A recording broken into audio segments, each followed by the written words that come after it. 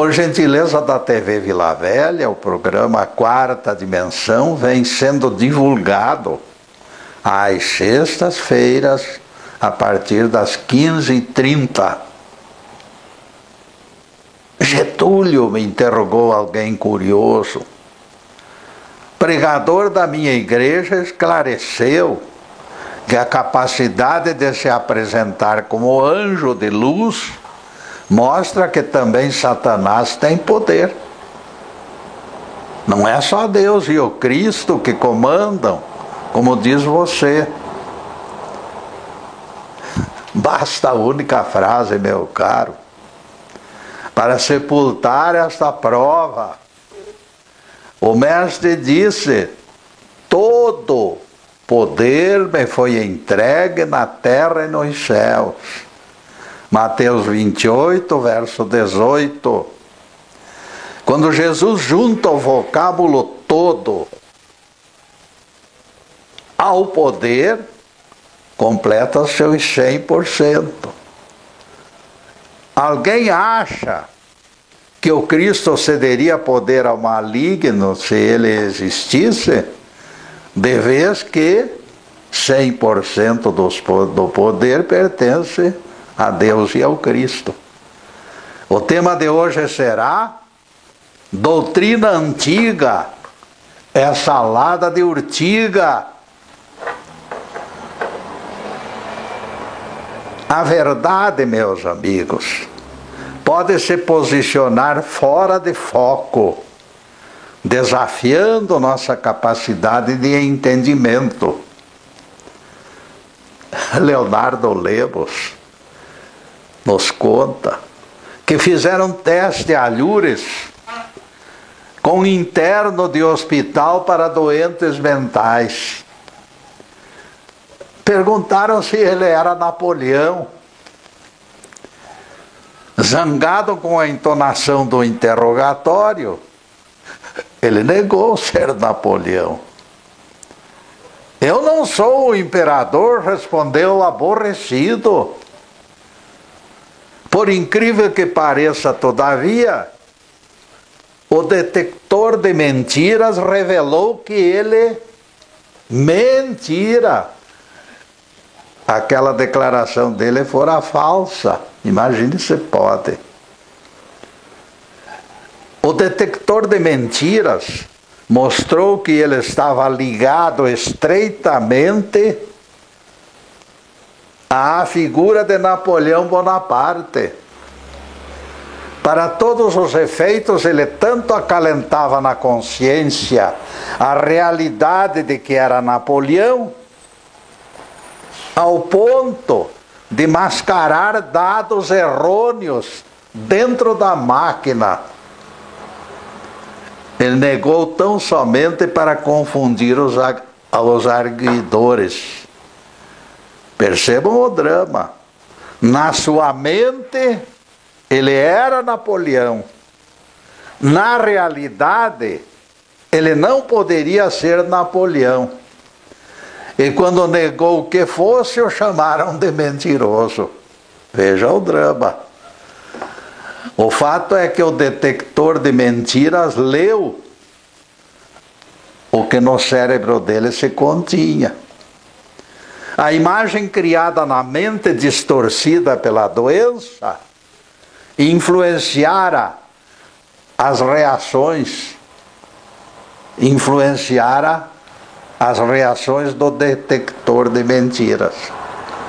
O revelador fora programado para interpretar reações de quem fala sério ou profere falsidades. Deu zebra, pois o moço não poderia ter declarado algo contrário ao contido em sua mente. Pela sua realidade mental, ele era Napoleão. E o detector de mentiras produziu laudo de acordo com tal aceitação mental. O fato constatado não poderia ser outro. É aquele aspecto da verdade que nós apontamos agorinha mesmo. Aquela falsa verdade desfocada e sem alicerces.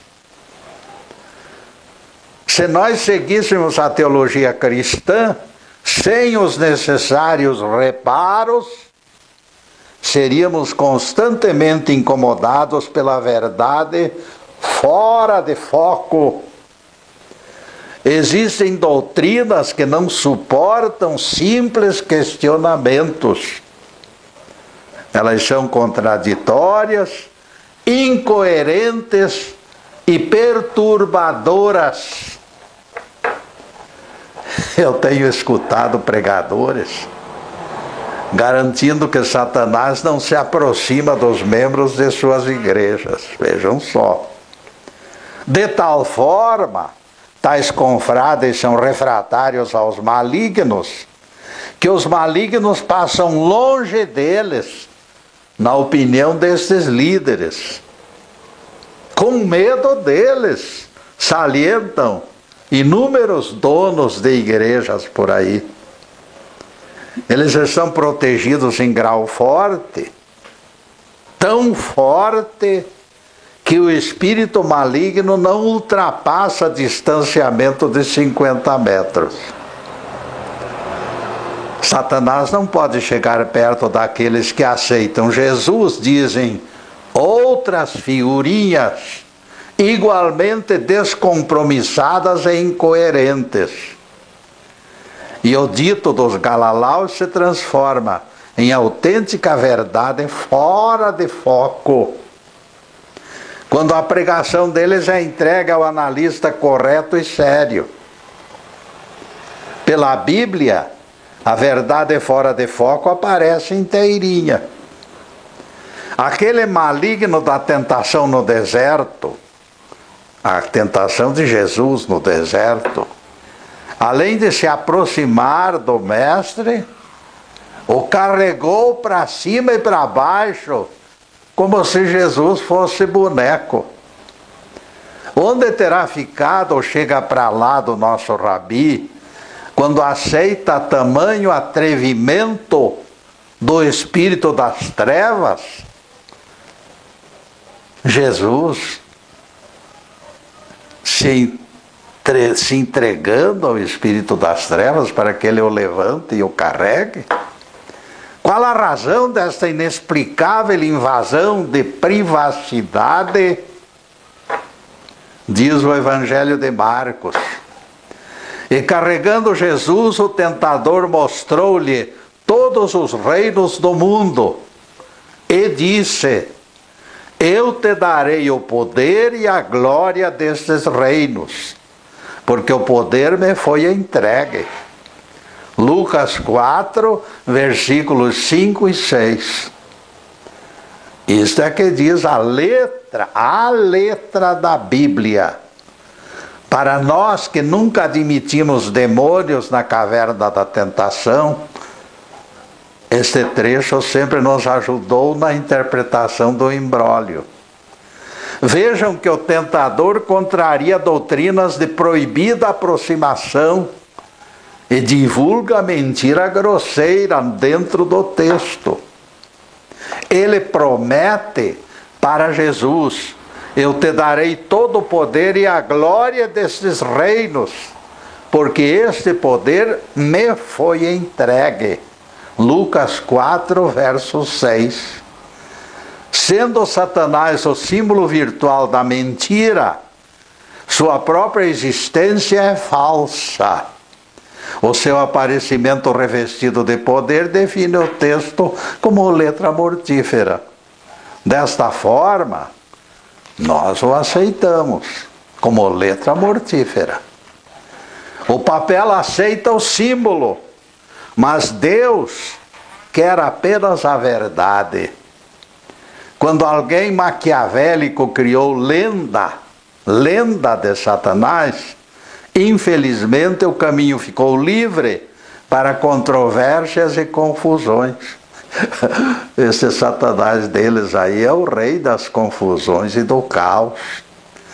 Pouca coisa se aproveitaria se insistíssemos em explicar, se a lucidez do intérprete não eliminasse a letra mortífera. Sem a letra mortífera não tem jeito. Getúlio, me disse alguém, você não estranhou o silêncio de Jesus diante da mentira deste Satanás que se diz beneficiário de poder?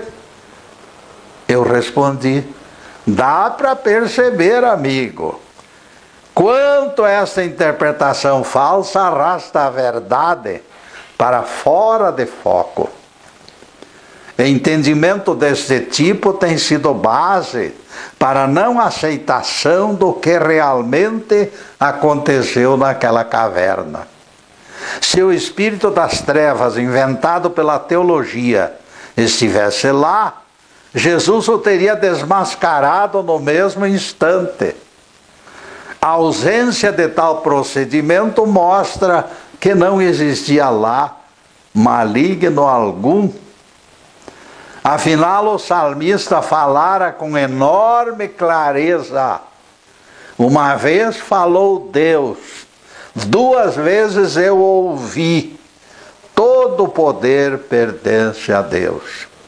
Salmo 61, verso 11. Como pode a entidade das sombras declarar-se poderosa, se a Bíblia diz que o poder inteirinho, 100%, todo o poder pertence a Deus e ao seu Cristo? O silêncio de Jesus diante da mentira mostra versão diferente. Ali não está a verdade pura, ali está um símbolo, ali está uma palavra que não se pode confiar totalmente. O texto é simbólico, em síntese. O silêncio de Jesus mostra inexistência de qualquer espírito maligno dentro daquela caverna. O mestre não perderia ocasião de repudiar a mentira. Se Jesus permaneceu calado, a verdade se define pelo seu silêncio. A sabatina se processava na esfera íntima do Nazareno. A natureza humana assumida pelo mestre lutava para prevalecer nas decisões futuras. A tentação do deserto, meus amigos, não passou de atrito entre as duas realidades. Jesus, corpo espiritual, versus Jesus, corpo físico. A parte física, cérebro e mente, reivindicando benefícios. A parcela espiritual inteiramente voltada ao cumprimento da missão. E neste ponto, caríssimos, nós vamos fazer a primeira interrupção do programa para os comerciais do canal, mas é um instantinho só. Daqui a pouco estaremos de volta. Obrigado.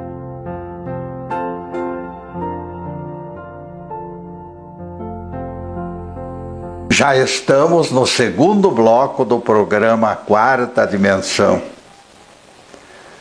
Como tarefeiro modesto, estou satisfeito com as visualizações dos trabalhos no YouTube e no Facebook Live TV Ponta Grossa. Afinal, milhares de amigos nos vêm prestigiando no conjunto da obra, visualizando palestras, e desta forma nós agradecemos de todo o coração. O importante é que os acessos continuam crescendo. A gravação do programa é feita nos estúdios Fernando Martins e também as palestras anteriores podem ser assistidas pelo Facebook Live TV PG e pelo YouTube. Todas elas clamam pela atenção e pela divulgação de vocês. Nossos agradecimentos ao Fernando e ao Zube pela cordialidade e pelo suporte valioso. As nossas palestras são definidas como quarta dimensão. Atente para este detalhe quando procurá-las no Facebook Live TV PG. E agora voltaremos ao tema Doutrina antiga é salada de urtiga. Alguém me perguntou eu citei esse nome e a pessoa perguntou: mas a doutrina de Jesus também é antiga e você sempre coloca sempre o mestre no pedestal? É urtiga também? Não, meu amigo. A doutrina de Jesus nunca foi antiga. A doutrina de Jesus é tão nova, tão viçosa, tão perfeita, que ela não tem idade. Ela pode ter 1 milhão de anos e continuará sendo nova. Ela não é urtiga. Urtiga é aquela que já está fora de validade, como os 10 mandamentos, como o sábado. Essas estão fora de moda, estão fora de utilidade, estão envelhecidas e mortas.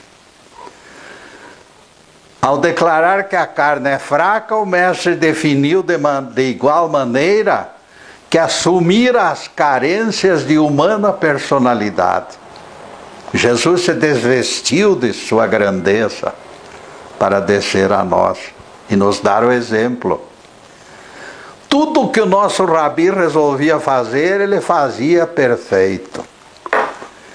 No deserto inóspito da tentação, sua mente humana se empenhou para que ele extraísse vantagens. Isso é perfeitamente natural. É a lei da natureza, é a lei da selva.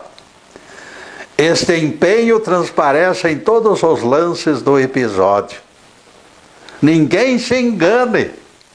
Não existia Satanás algum naquela caverna inóspita. Tudo que se disser nesse sentido não passa de balela. Simples balela. É tudo conversa para boi dormir.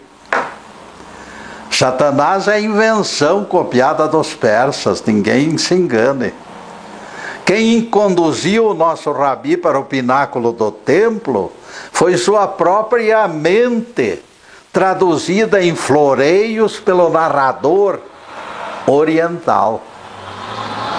Todos os fatos que relacionamos, a conclusão que se chega é da inexistência de maligno algum por perto. A letra da Bíblia utilizou símbolos e Satanás entrou de gaiato. Todos sabem que a letra pode ser mortífera. Isso também é bíblico. Se algum espírito de pessoa falecida estivesse nas imediações, ele tremeria diante da poderosa figura plena do Espírito Santo. Jesus estava repleto do Espírito Santo. Esta é a verdade na qual acreditamos. Espíritos de pessoas falecidas que não aprenderam a perdoar podem ser semeadores de maus pensamentos. Eles estão por aí. Eles não estão dormindo, não. Com o nosso Rabi, porém, não restaria chance de que a alma do outro mundo se aproximasse dele sem a sua vontade. Claro. O limite aceitável na descrição é que o narrador usou símbolos ao gosto daqueles povos orientais. Eles sempre apreciaram exageradas imagens. O Messias Salvador considerava obrigação a prova de resistência, e Jesus se submeteu a esta prova. Ele mesmo, em caráter voluntário, se submeteu ao teste. Não existe mistério algum, senhoras e senhores. Interpretando desta forma, eliminamos aquele Jesus fraco, dobrável, manobrado como boneco de engonço por entidade lendária. Entidade que é uma lenda, não existe. Alguém sequer imagina o Rei dos Reis carregado nos braços de entidade asquerosa e fedorenta? Tamanha falta de criatividade tinha que ser esclarecida, e eu estou fazendo isto. O mestre não desceu à terra para ser exibido em circos ou feiras, como assistente de mágicos. Se os pregadores falam que os demônios não se aproximam dos membros de suas igrejas, como eles explicam que Satanás o carrega no colo? Essa história do Deus do inferno afrontando o Deus dos céus é algo além de todas as contas. Ninguém merece. Se alguém insiste em apontá-la como lição, eu repito que a mentira jamais definirá lições. Mentira só pode sofrer repúdio incessante em todas as instâncias. Certo homem foi flagrado de madrugada, vejam só. De madrugada ele foi flagrado ao lado de caixa registradora, lá de madrugada. Ao lado de uma caixa registradora. Ele estava manuseando lá para colher alguma coisa. 2 vidros da janela haviam sido quebrados e apareciam sinais de arrombamento. Os policiais o prenderam e registraram flagrante. Ele teria que se explicar. E o sujeito cara de pau, nas últimas, nem ficou vermelho. O cara era bom de malandragem. E ele disse: eu ia passando, escorreguei numa casca de banana e caí contra essa janela. Foi quando percebi que os vidros tinham sido quebrados e aquilo me mexeu com a minha consciência. Como sou uma pessoa responsável e honesta, estava procurando lápis na caixa registradora para deixar nome e endereço para que fosse procurado para o conserto. Foi o momento em que fui injustamente preso por vocês. Alguém poderá acreditar numa história tão inverossímil? Pois eu lhes digo algo que considero pertinente. A defesa cínica desse larápio é mais aceitável em termos de lógica do que a outra, onde Jesus foi carregado por Satanás. E há pregadores que dizem isso como se fosse a coisa mais cândida do mundo, inocentemente. Não passaram de tentativas aflitas de livrar a cara do malandro. Esta mentira. Aquela outra, meus amigos, não tem explicação. Agora, aquilo de Jesus no colo de Satanás, na minha ótica, extrapola tudo que possa existir em matéria de bom senso. Além de nos enganar, eles pretendem nos fazer de bobos. Por favor, senhores catedráticos, tomem tento e reflitam. Essa interpretação coloca a verdade do Evangelho fora de foco. Se vocês divulgam que os malignos não conseguem se aproximar de humanos, qual a razão de considerar Jesus tão fraco?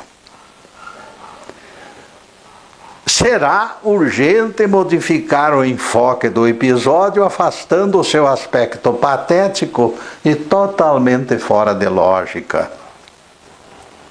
Vejam que a Bíblia, naqueles pontos em que se choca com a realidade, está emitindo sinais de alerta. A Bíblia está dizendo que aqueles símbolos deverão ser esclarecidos. Escolherei texto bastante conhecido para ilustrar com clareza este assunto polêmico. Citarei visita que anjo fez a Maria Santíssima, mãe de Jesus, e o anjo lhe disse: Eis que conceberás e darás à luz um filho, disse o anjo a Maria. Deus o Senhor lhe dará o trono de Davi seu pai, e ele reinará para sempre sobre a casa de Judá, e o seu reinado não terá fim. Lucas 1, versículos 31 a 33. Pelo texto, o anjo diz que Jesus ocuparia o trono de Davi. E a história conta que os descendentes de Davi crucificaram Jesus. Ao invés de trono, nosso Rabi recebeu coroa de espinhos e cruz dos descendentes de Davi. E a história conta isso, meus amigos. A Bíblia estará errada por isso? Não. Estão errados os intérpretes que consideram as promessas do anjo pela letra mortífera. Que não consideram. Eles confundem a verdade contando histórias fantasiosas. Não estariam errados se os intérpretes se considerassem as promessas do anjo pela letra mortífera? Intérpretes da Bíblia que violarem a lógica terão que ser contidos, ou se transformarão em verdadeiros semeadores de descrença. Aquele anjo falava de reinado sem tronos, sem palácios, sem política e sem exércitos. Aquele anjo falava de reinado puramente espiritual. Este é o sentido do texto, mostrando que devemos ter cuidado com imagens simbólicas. E neste ponto, caríssimos, nós vamos fazer mais uma pequena interrupção no programa para os comerciais do canal. Mas é um instantinho só. Daqui a pouco estaremos de volta.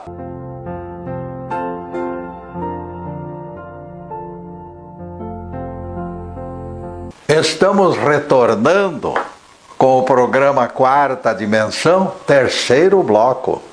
Comandar a reencarnação de alguém que já ofereceu provas de fortaleza e coragem deve ser tarefa agradável ao coração de Deus. Atento a experiências de vidas anteriores, quando Jesus precisou de alguém para a missão especial, Jesus, Deus, o Cristo, quando precisa de alguém para a missão especial, eles próprios escolhem o elemento certo. A Bíblia nos revela com bastante clareza. Quando Jeová revela a sua intervenção para que Jeremias reencarnasse. Vejam só, Deus destacou Jeremias para o seu serviço. Ele o admitiu antes mesmo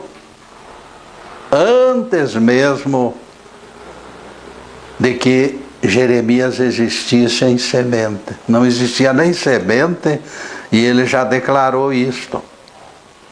Disse Jeová para Jeremias, vejam as palavras: antes que te formasse no ventre materno, eu te conheci.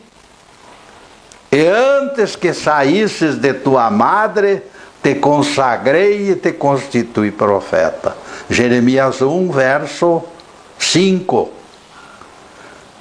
É possível alguém que não é nem semente e Deus já o conheceu? O que isso significa? Significa que Jeremias já dera o valor do seu trabalho, do seu caráter, da sua potencialidade. Não existe argumento que anule esta verdade. As palavras de Jeová, antes que te formasse no ventre, significa algo anterior à concepção.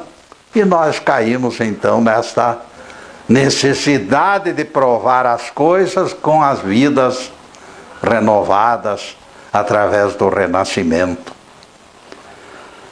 Segundo teoria de vida única, Jeová não poderia proclamar méritos para 0 tarefas. O livre-arbítrio teria sido violado se assim fosse. Depois do pinguinho de doutrina ou lições, como quiserem, voltaremos ao tema de hoje. Doutrina antiga é salada de urtiga.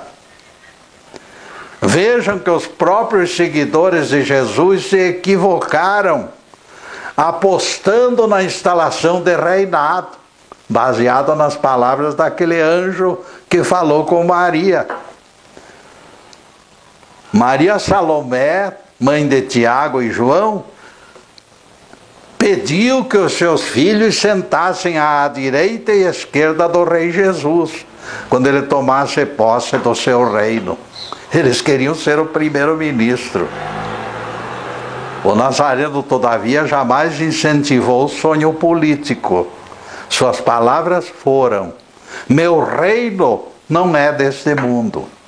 O texto, porém, sugere reino político de raízes mundanas, que nós temos que desprezar, porque isto aí não tem nada a ver com o Evangelho. É a razão que recomendamos cuidado aos estudiosos da Bíblia. O aparecimento de fantasias inexplicáveis nos obrigam a procurar sentido verdadeiro atrás da cortina misteriosa. Jesus ocuparia o trono de Davi? Opa! Será oportuno esclarecer, amigos. O trono de Davi só existiu 1000 antes do Cristo.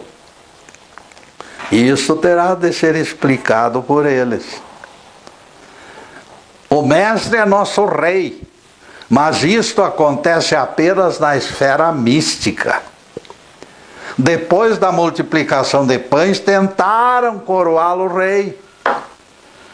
Jesus escapou deles pressuroso, recolhendo-se a recanto afastado. Reino fora de época, pois, não passou de verdade fora de foco. Teremos que nos manter vigilantes e cautelosos. A Bíblia está repleta de parábolas. A nossa exposição de hoje, por exemplo, foi direcionada para iluminar pedaço cinzento do Evangelho. Eu citei a letra do texto e todos ficaram um pouco à vontade. Vocês viram. Satanás carregando Jesus no colo. Opa! Isso não pode ter acontecido, desabafa o Crispim dos Anjos, extremamente aborrecido. Não pode mesmo, eu confirmo. Confirmei a negativa do Crispim. Essa reação representa inconformidade daqueles que amam o nosso Rabi e não admitem sua submissão completamente fora de propósito.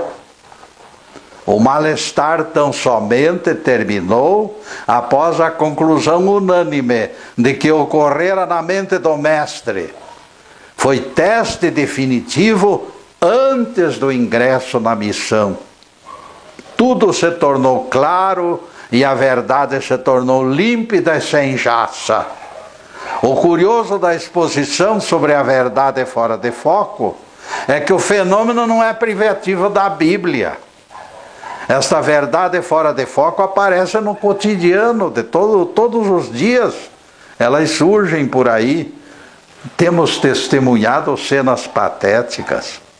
Verdade fora de foco me lembra a roda da carroça de um vizinho nosso chamado Jacinto. Aquela roda escapava do eixo constantemente e fornecia inúmeros aborrecimentos ao pobre carreteiro. Gostaria quase nada consertá-la, mas o Jacinto resistia e as promessas eram esquecidas depois do arrastão para a sua casa. Quando ele engaiolava a carroça dentro de casa, ele esquecia do assunto.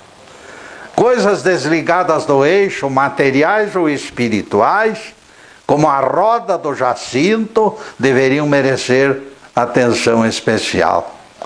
As consequências superam o deixa para lá, mais tarde eu arrumo. Deixe que mais tarde eu arrumo. E ele nunca encontra tempo para fazer o serviço. O pobre ser humano passa o dia cumprindo ordens, atento a proibições, lendo e aprendendo. Conserve a direita, recomenda a faixa no canteiro da rodovia. Arraste o cachorro para o canil, comanda a sua mulher, logo que você pisa no primeiro degrau da escada. O cobrador do ônibus enérgico aglomera os passageiros na parte traseira do veículo para agradar o patrão. Espremendo cada vez mais, o lucro ficará maior. É o brado nervoso do cobrador de ônibus. Aparece gravura com as seguintes palavras: a nossa empresa cresce quando o usuário colabora. E os preceitos continuam martelando a nossa paciência. Não pise na grama, recomenda o jardineiro. Reduza a luz do carro, jogue o lixo no cesto, não fume.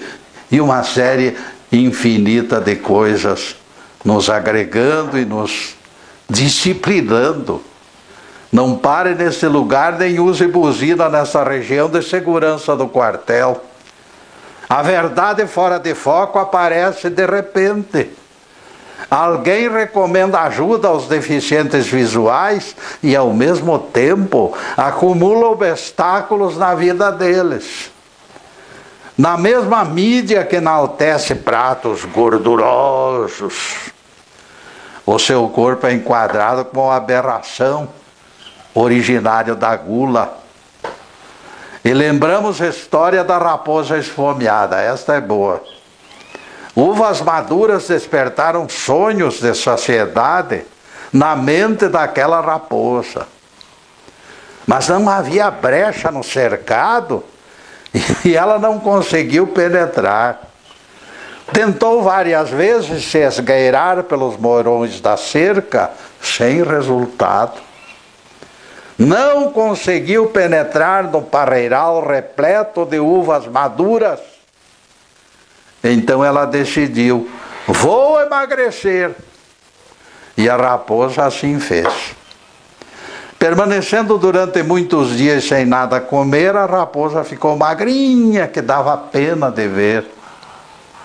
Então ela penetrou naquele paraíso encantado. Esgueirou-se para dentro do cercado e avançou na regalada abundância de uvas. Resgatou todo o sacrifício dos dias de jejum, comendo até se empanturrar.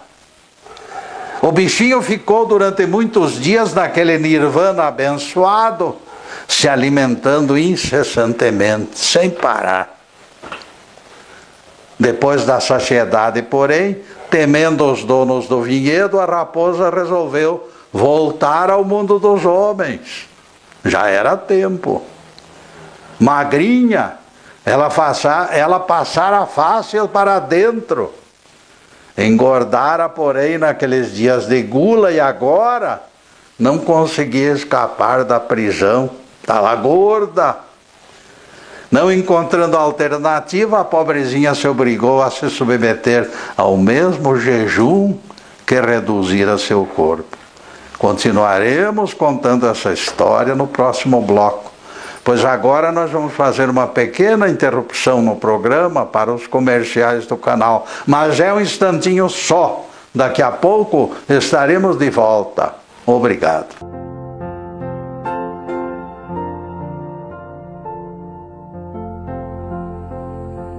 Passaremos agora ao último bloco do programa Quarta Dimensão. Para a próxima sexta-feira já estamos preparando novos assuntos para explicar Bíblia e especialmente os Evangelhos. Em seguida, os últimos questionamentos sobre o assunto em estudo. Doutrina antiga é salada de urtiga. Foi mais difícil e mais doloroso fazer jejum no meio da fartura, meus amigos, já pensou? Aquele enorme pedaço cheio de uvas maduras e não poder comer. Mas não havia outro jeito. Somente dias depois a raposa conseguiu escapar, quando seu corpo virou pele e osso. Olhando para o vinhedo, ela se lamentou contrariada. Estou saindo da mesma forma que entrei, magra e esfomeada. Esta é outra verdade fora de foco. Depois dos excessos, a correção nos pune. E lembramos saudosos os bons tempos de alimentação equilibrada. Levados pela gula, comemos em excesso e somos obrigados a passar fome para escapar do parreiral onde fomos aprisionados.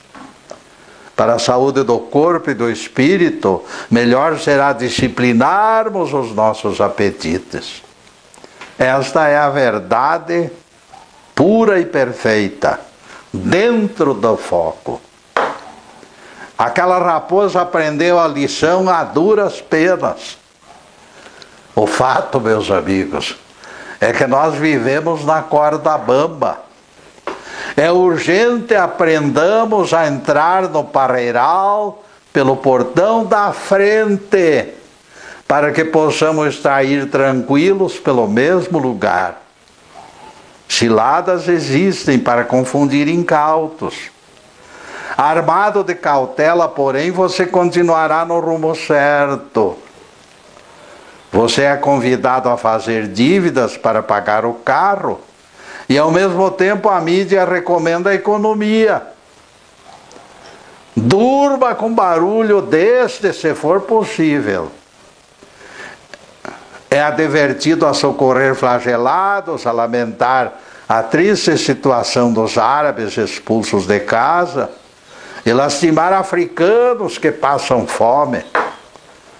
E por fim, quando você se apercebe que está sentindo os olhos úmidos de pena, alguém o adverte. Preocupações fazem mal à saúde. Quanta contradição neste mundo, amigos. E este amigo da onça coloca mais lenha na fogueira dizendo: não esquente a moringa se você deseja adiar a visita do agente funerário. Deixe de se preocupar, gritam bandos alegres por todos os caminhos do mundo. Este é o planeta contraditório em que nós vivemos. Este é o mundo das verdades fora de focos. Verdade com V minúsculo. Certa noite, Raimundo Pérez sonhou com loja que abrira na Rua dos Prazeres, número 364. De imediato ele partiu para sondar as novidades daquela loja, que se encontravam expostas para a venda. Entrou devagar e de repente anjo de asas enormes veio atendê-lo no balcão. Um anjo de asas enormes. Todo constrangido, ele perguntou ao anjo o que aquela loja vendia. Tudo que for requisitado pelo seu coração, respondeu o anjo. Então, meu caro, eu quero uma tonelada de paz na terra, pediu Raimundo Pérez. E também o fim da violência, e a cessação da tristeza, e o término da fome e da doença em todo o mundo. Momentinho só, interrompeu o anjo sorridente. Você não entendeu? Aqui não vendemos frutos já colhidos, vendemos apenas sementes. Você terá que plantar, adubar, cultivar e depois colher. Eu acredito que esta pequena história se enquadre perfeitamente no roteiro do nosso tema de hoje. A nossa verdade está fora de foco, porque temos procurado comprá-la pronta, ensacada, torrada e moída, como se fosse mercadoria de balcão. Não temos manifestado disposição de adquiri-la em semente. Queremos a verdade pronta e acabada, como se estivéssemos comprando arroz e feijão cozidos. Vamos à Bíblia na esperança de que se desenhe versículo que nos abra os olhos e preencha as incertezas da nossa alma. O Espírito Santo invocado parece surdo às nossas súplicas. Embora Jesus já nos tenha advertido, nós continuamos, curiosamente, procurando onde nem o Cristo nem a verdade se encontram. Muitos dirão, eis que o Cristo está aqui. Não! Ele se encontra acolá. E o Mestre adverte, não vades nem os sigais. Lucas 17, versículo 23. Aquilo que disse o anjo da pequena história que contamos há pouco, revela a necessidade do nosso empenho pessoal para a conquista da verdade. Nós somos obrigados a adquiri-la em semente. Nós teremos que adubar a terra, plantar, cultivar e colher os frutos bem depois. Este será o processo de trazer a verdade para o verdadeiro foco de nossa luz. Enquanto não nos dispusermos ao esforço pessoal de semeadura, não haverá colheita. Ninguém pense em varinha mágica. Ninguém imagine concessão especial. Ninguém espere que olhos impuros contemplem a face da verdade. O Sermão da Montanha expressou de maneira conclusiva: bem-aventurados os limpos de coração, porque verão Deus face a face. Somente estes conseguirão trazer a verdade para o foco da luz. Somente depois da purificação das nossas almas e a firme comunhão com o nosso Cristo interno, será possível entendermos a verdade libertadora. Então seremos salvos pela infinita misericórdia do nosso Deus. Louvado seja o Pai Celestial. Que o Senhor nos abençoe e nos guarde. Que o Senhor faça resplandecer o seu rosto sobre nós e tenha misericórdia de nós. Que o Senhor sobre nós levante o seu rosto e nos dê a paz. Louvado seja o nosso querido Deus Pai. Louvado seja o santo nome de Jesus, o nosso Cristo. E para vocês, amigos, além desta câmera, podem ter a certeza que nós estamos vibrando para que as bênçãos divinas se espalhem sobre todos vocês e sobre suas famílias. Bênçãos de paz, de harmonia, de conforto espiritual, de saúde, prosperidade, tudo de bom. Mas acima de tudo, meus caros, amor no coração. Porque o amor é a revelação de tudo que já foi feito em todo o universo. Muito obrigado, meus amigos, e boa tarde.